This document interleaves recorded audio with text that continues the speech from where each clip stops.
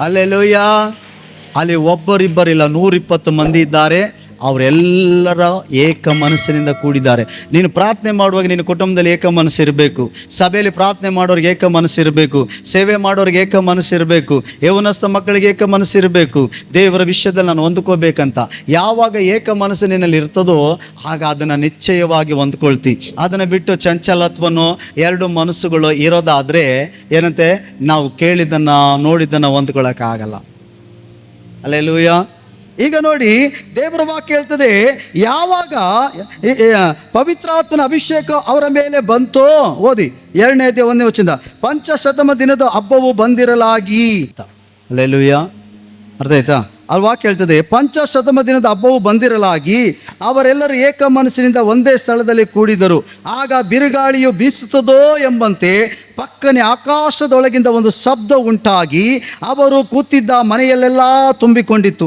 ಅದಲ್ಲದೆ ಉರಿಯುತ್ತಿದ್ದ ನಾಲಿಗೆಗಳು ವಿಂಗಡಗೊಳ್ಳುವ ಹಾಗೆ ಅವರಿಗೆ ಕಾಣಿಸಿ ಅವರಲ್ಲಿ ಒಬ್ಬೊಬ್ಬರ ಮೇಲೆ ಒಂದೊಂದಾಗಿ ಕೂತುಕೊಂಡವು. ಆಗ ಅವರೆಲ್ಲರೂ ಪವಿತ್ರ ಆತ್ಮ ಭರಿತರಾಗಿ ಆ ಆತ್ಮನು ತಮ್ಮ ತಮಗೆ ನುಡಿಯುವ ಶಕ್ತಿಯನ್ನು ಕೊಡುವ ಪ್ರಕಾರ ಬೇರೆ ಬೇರೆ ಭಾಷೆಗಳಿಂದ ಮಾತನಾಡುವುದಕ್ಕೆ ಪ್ರಾರಂಭಿಸಿದರು. ಹಲ್ಲೆಲೂಯ. ಈಗ ಅವ್ರಿಗೆ 120 ಮಂದಿ ಮೇಲೆ ಪವಿತ್ರಾತ್ಮನು ಬಂದು ಇಳಿಯುವಾಗ ಅವರೆಲ್ಲರೂ ಪವಿತ್ರಾತ್ಮನಿಂದ ಶಕ್ತಿಯನ್ನು ಹೊಂದ್ಕೊಂಡು ಅವರಿಗೆ ಕೊಡುವ ಶಕ್ತಿಯ ಪ್ರಕಾರ ಬೇರೆ ಬೇರೆ ಭಾಷೆಯಲ್ಲಿ ಮಾತನಾಡ್ತಿದ್ದಾರೆ. ಹಲ್ಲೆಲೂಯ. ಪ್ರಿಯರೇ, ಪವಿತ್ರಾತ್ಮನ ಅಭಿಷೇಕ ಈಗ ಬಂದ ಮೇಲೆ ವಾಕ್ಯ ಹೇಳ್ತದೆ, ಆಕಾಶದ ಕೆಳಗಿರುವ ಎಲ್ಲ ದೇಶದೊಳಗಿಂದ ಸದ್ಭಕ್ತರು ಯಹೂದ್ಯರು ಯೆರೂಸಲೇಮಿನಲ್ಲಿ ನಿವಾಸವಾಗಿರುವ ಸಫಲವಾದಾಗ ಜನರು ಗುಂಪು ಗುಂಪಾಗಿ ಕೂಡಿ ಬಂದು ಪ್ರತಿಯೊಬ್ಬರು ತಮ್ಮ ತಮ್ಮ ಭಾಷೆಯಲ್ಲಿ ಇವರು ಮಾತನಾಡುವುದನ್ನು ಕೇಳಿ ಭ್ರಮೆಗೊಂಡರು. ಇದೇನಪ್ಪ, ಇವರು ಮೀನಿಡಿಯೋ ಬೆಸ್ರು, ಇವರು ಓದು ಬರಹ ಬರ್ತಿದ್ದವರು, ಆದರೆ ನಮ್ಮ ಹುಟ್ಟು ಭಾಷೆಯಲ್ಲಿ ದೇವರನ್ನು ಕೊಂಡಾಡ್ತಿದ್ದಾರಲ್ಲ, ನಮ್ಮ ಹುಟ್ಟು ಭಾಷೆಯಲ್ಲಿ ದೇವರನ್ನು ಮಹಿಮೆಪಡಿಸ್ತಿದ್ದಾರಲ್ಲ ಅಂತೇಳಿ ಆಶ್ಚರ್ಯಪಟ್ರಂತೆ. ಆಕಾಶದ ಕೆಳಗೆ ಭೂಮಿಲಿರುವಂಥ ಎಲ್ಲ ಭಾಷೆಯ ಜನರು ಆ ಯೆರೂಸಲೇಮಿನ ಜಾತ್ರೆಗೆ ಬಂದಿದ್ದಾರೆ. ಈಗ ಅಲ್ಲಿ ಏನಾಯಿತು ಗೊತ್ತಾ, ಪವಿತ್ರಾತ್ಮನ ಅಭಿಷೇಕ ಬಂದಾಗ ಅವರು ಯಾವ ಭಾಷೆ ಮಾತನಾಡಿದ್ರಂತೆ? ಯಾವ ಭಾಷೆ? ಅನ್ಯ ಭಾಷೆ. ಈ ಅನ್ಯ ಭಾಷೆಗೆ 2 ಅರ್ಥ ಐತೆ.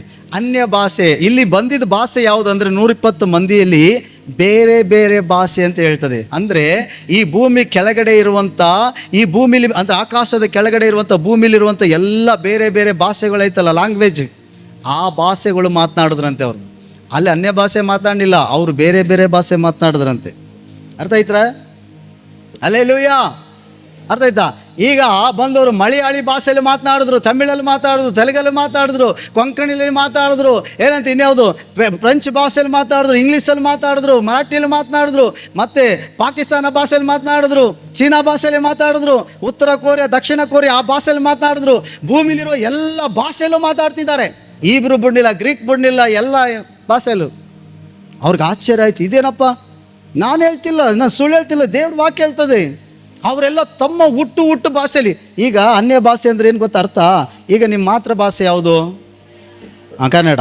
ತಮಿಳು ಅನ್ಯ ಭಾಷೆ, ಅದು ಬೇರೆ ಭಾಷೆ, ನನ್ನ ಮಾತೃ ಭಾಷೆ ಅಲ್ಲ. ಅರ್ಥ ಆಯ್ತಾ? ಅದೇ. ಹಾಗಾಗಿ ನನಗೆ ಇಂಗ್ಲೀಷ್ ಬರಲ್ಲ, ಅದು ಅನ್ಯ ಭಾಷೆ. ಮಲಯಾಳಿ ಬರಲ್ಲ, ನನಗೆ ಅನ್ಯ ಭಾಷೆ. ಅರ್ಥ ಆಯ್ತಾ? ಭೂಮಿಲಿರೋ ಭಾಷೆಗಳು ನನಗೆ ಬರಲ್ಲ, ಕನ್ನಡ ಬಿಟ್ಟರೆ ಬೇರೆ ಭಾಷೆ, ಅದೆಲ್ಲ ಅನ್ಯ ಭಾಷೆ. ಅರ್ಥ ಆಯ್ತಾ?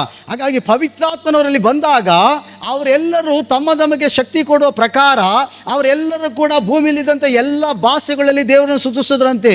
ಅಲ್ಲಿ ಬಂದಂಥ ಸದ್ಭಕ್ತರೆಲ್ಲ ಇವರು ನಮ್ಮ ಹುಟ್ಟು ಭಾಷೆಯಲ್ಲಿ ದೇವರನ್ನು ಕೊಂಡಾಡ್ತಿದ್ದಾರಂತ ನೋಡಿ ಆಶ್ಚರ್ಯಪಟ್ರಂತೆ. ಹಲ್ಲೆಲೂಯ. ಅರ್ಥ ಆಯ್ತಾ? ಹಾಗಾದರೆ ಇಲ್ಲಿ ದೇವರು ಪರಲೋಕದಿಂದ ಈ ಭಾಷೆ ಕೊಟ್ಟಾಗ ಏನಾಗ್ತೈತಿ? ಇಲ್ಲಿ ಎಲ್ಲರನ್ನು ಒಟ್ಟುಗೂಡಿಸ್ತಾ ಇದ್ದಾನೆ. ಏನು ಮಾಡ್ತಿದ್ದಾನೆ? ಒಟ್ಟುಗೂಡಿಸ್ತಿದ್ದಾನೆ. ಇವಾಗ ಭಾಷೆಗೊಂದು ದೇವರು, ಧರ್ಮಕ್ಕೊಂದು ದೇವರು, ಜಾತಿಗೊಂದು ದೇವರು ಅಲ್ಲ.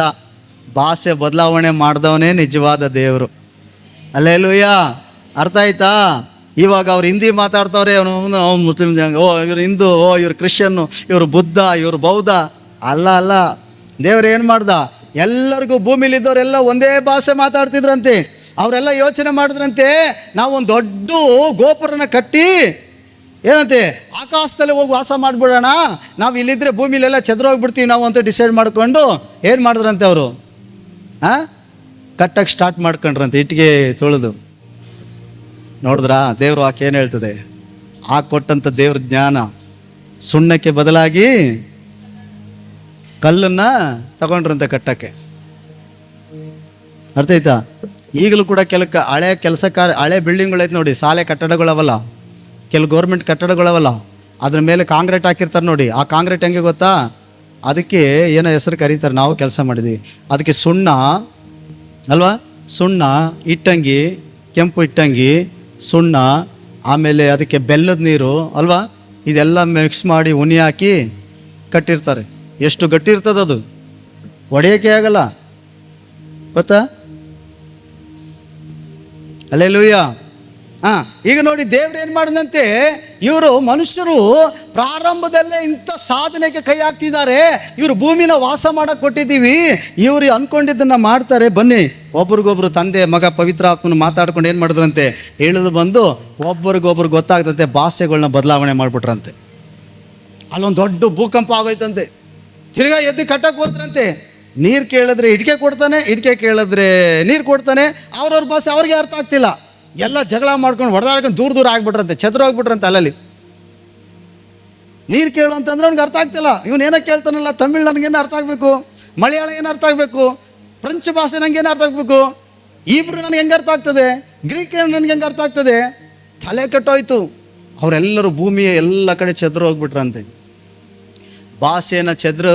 ಭಾಷೆನ ತಾರುಮಾರು ಮಾಡಿದಂಥ ದೇವರೇ ಈಗ ಪಂಚಾಶತಮ ದಿನದಲ್ಲಿ ಬರುವಾಗ ಏನು ಚದುರಿಸಿದ್ದಾನೋ ಆ ಜನರನ್ನು ಒಟ್ಟುಗೂಡಿಸೋದಕ್ಕಾಗಿ ಅದೇ ಭಾಷೆನ ಕೊಡ್ತಿದ್ದಾನೆ. ಹಲ್ಲೆಲೂಯಾ.